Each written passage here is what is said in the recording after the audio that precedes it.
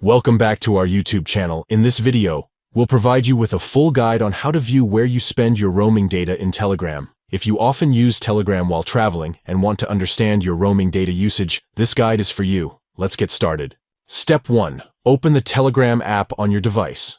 Step 2. Locate and tap on the 3 stacked lines in the top left corner. This will open the menu options. Step 3. From the menu, select Settings and scroll down to find Data and Storage. Tap on it to access the settings related to your data usage. Step 4.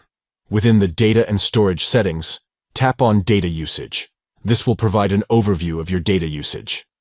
Step 5. Tap on Roaming from the upper drawer to specifically view your roaming data usage. Step 6. A pie chart with an analysis will appear, showing how you spend your roaming data in Telegram. If you tap on any option in the pie chart, it will divide the data usage into data sent and data received. This breakdown will help you understand where your roaming data is being spent in Telegram.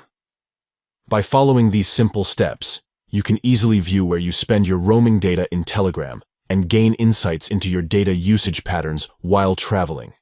Thank you for watching and enjoy analyzing your roaming data usage in Telegram.